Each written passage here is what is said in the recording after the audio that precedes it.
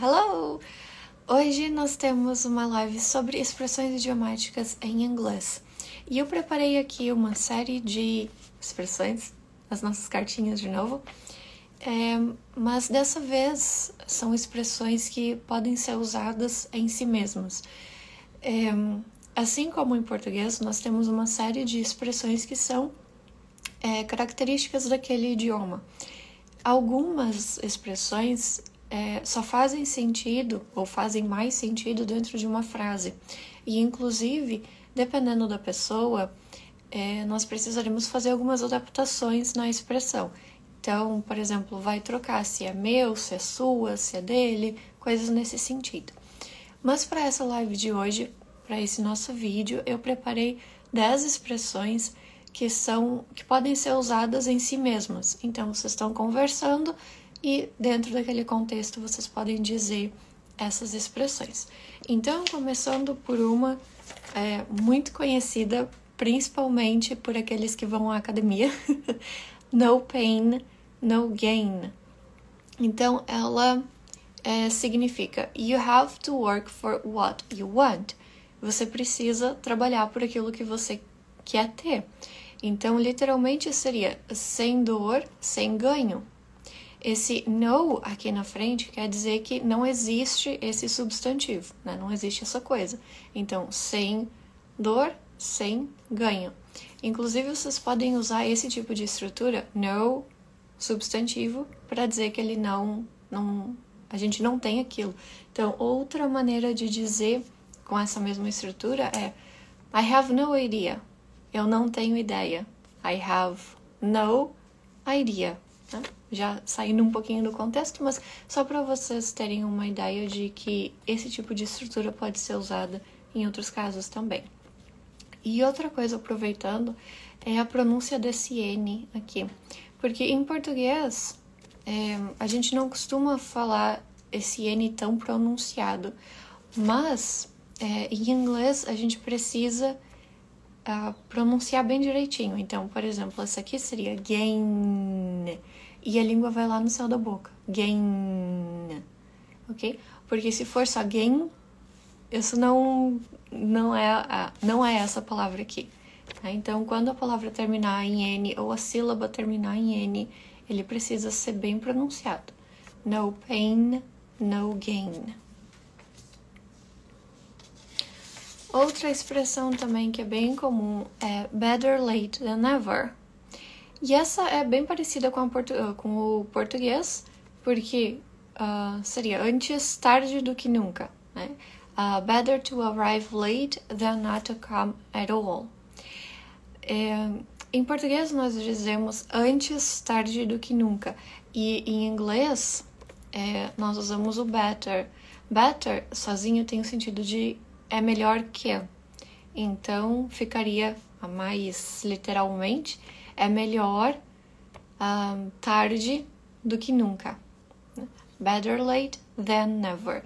E aqui de novo a pronúncia do TH. Eu já fiz um outro vídeo falando sobre o TH, mas só pra gente relembrar que é th, a língua vai entre os dentes. Às vezes o TH pode ser mudo, às vezes ele pode ter som. E nesse caso aqui ele tem som. Então, th, then. Better late than never. Outra expressão que também é mais ou menos parecida com o português é essa daqui. Speak of the devil. The person we were just talking about showed up. Então, nós estávamos falando sobre alguma pessoa, essa pessoa apareceu do nada. E a gente diz, olha, falando do diabo, ele apareceu. Então,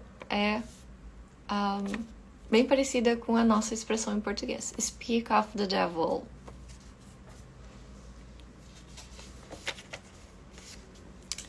So far, so good. Things are going well so far. Então, até agora está tudo bem. Seria mais ou menos essa a ideia. Então, so far quer dizer que é até este momento, até agora. Antigamente se tinha... Eu não sei se ainda o pessoal tem esse costume, mas antigamente os cantores, depois de um tempo, faziam uma coletânea das melhores músicas. Por exemplo, The Best of, aí o nome da pessoa, So Far. As melhores músicas do YouTube, So Far. Então, So Far tem essa ideia de que é até este momento. Então, até agora. E até agora, então, está tudo bem. So far, so good. Your guess is as good as mine. I have no idea. Então, eu até já tinha usado essa mesma frase em outro momento. I have no idea. Quer dizer que eu não tenho ideia. Então, a sua guess tem um sentido de adivinhação, de chute. Bom, eu não sei exatamente o que eu vou... Eu não sei exatamente o que eu vou falar, então eu vou fazer uma guess. Guess tem esse sentido de adivinhar, pode ser. Então, o teu chute, nesse sentido, de adivinhar alguma coisa, é tão bom quanto o meu. Aqui nós temos uma comparação. As. Esse tipo de estrutura a gente pode usar com outros adjetivos também. Então, por exemplo, aqui tem as good as, mas eu poderia dizer em outro caso que pode ser tão ruim quanto o meu. Então, your guess is as bad as mine. Mas daí fugindo um pouquinho da expressão original, né?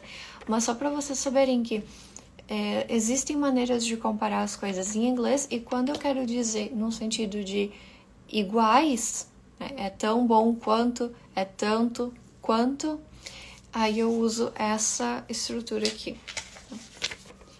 As, aí o adjetivo que vocês querem usar, as, e a outra coisa. Então, estou comparando duas coisas. E aqui, esse mine, lembra da pronúncia do N, mine, o meu.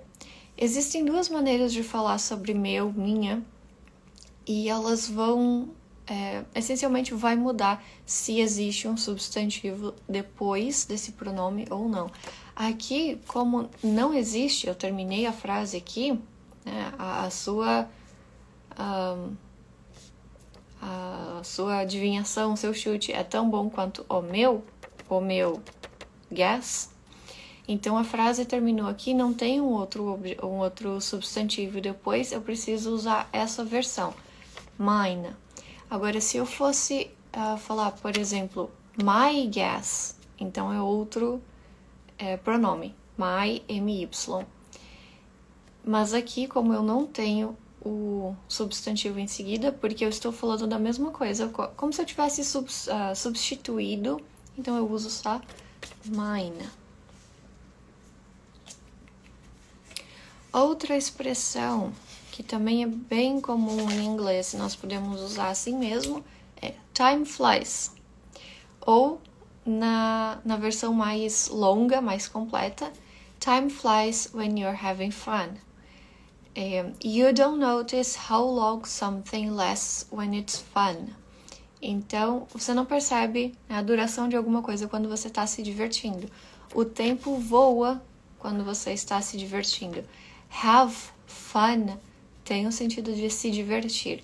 E aqui, having fun, é porque está no presente contínuo. Então, you're having fun. Time flies é uma expressão muito comum, inclusive a gente também tem algo parecido em português, que é o tempo voa, mas essa é a expressão mais completa. Então quer dizer que, por exemplo, você estava com seus amigos, você estava fazendo uma coisa legal, se divertindo no seu hobby, você nem percebeu o tempo passar. Time flies.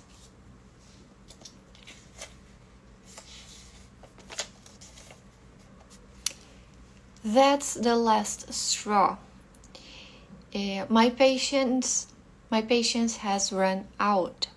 Então, a minha paciência acabou.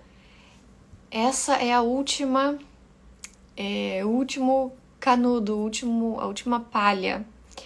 Em português, nós dizemos que essa é a última gota d'água, para dizer que não tem mais como suportar essa situação porque eu já fui até o meu limite, essa última gota d'água.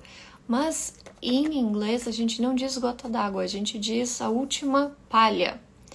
Até essa expressão, ela é maior, mas com o tempo ela foi sendo diminuída, porque a expressão original mesmo é That's the last straw that breaks the camel's back. Essa é a última palha que quebra as costas do camelo. Então imagina que tem o camelo, a gente está colocando um monte de carga em cima desse camelo, que no caso é a palha, e essa é a última palhinha, o último fiozinho que faz o camelo não ter mais forças de segurar essa carga. Então vem daí essa expressão. Só que com o passar do tempo as pessoas pararam de falar a expressão completa e ficou só That's the last straw. Então, que para nós ficaria essa é a última gota d'água. Depois, It's not rocket science. Essa é uma outra expressão também que vem de uma situação real, né? Acho que a gente não tem uma expressão tão semelhante em português, mas ela vem sabe os foguetes, por exemplo, que a NASA faz, a empresa do Elon Musk? São coisas muito complicadas de serem feitas, porque um foguete, para a gente conseguir criar esse foguete e depois lançar com sucesso a atmosfera e completar a missão, é um negócio complicadíssimo e envolve muitas pessoas e muitos cálculos e muita chance de dar errado. Então, a ciência dos foguetes, né, que seria essa expressão aqui, ela é complicadíssima.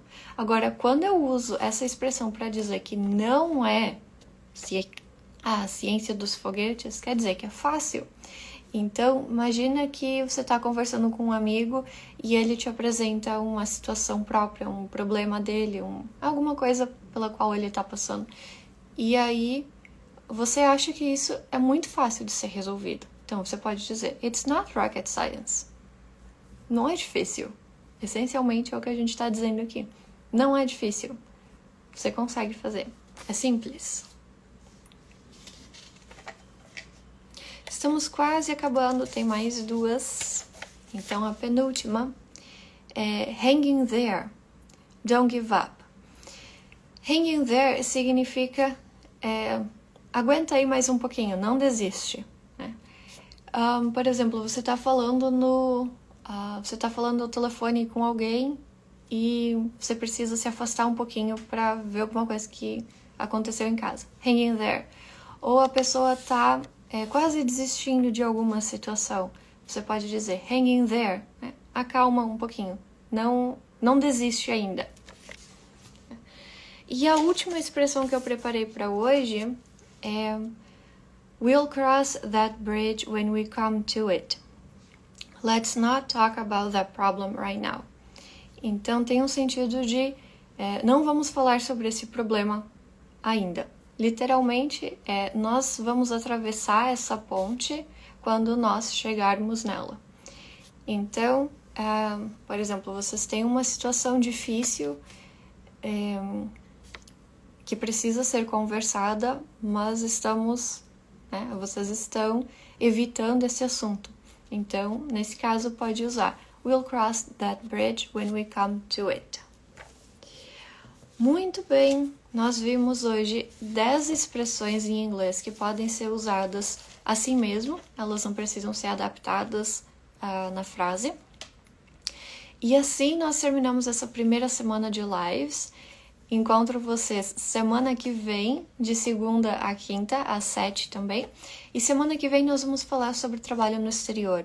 Então, caso você tenha interesse em trabalhar do Brasil para uma empresa de fora, semana que vem eu vou falar sobre como conseguir esse emprego, como se candidatar, como passar na entrevista, o que você pode esperar dessa entrevista, porque, como vocês sabem, eu trabalho para uma empresa dos Estados Unidos. Eu moro no Brasil, mas eu trabalho remotamente para os Estados Unidos. E eu trabalho como recrutadora. Então, eu entrevisto as pessoas, os candidatos que querem trabalhar nessa empresa, E semana que vem nós vamos falar sobre isso com mais detalhes. Se vocês tiverem alguma dúvida, já pode me enviar, que eu respondo nas lives semana que vem. Então tá, até mais!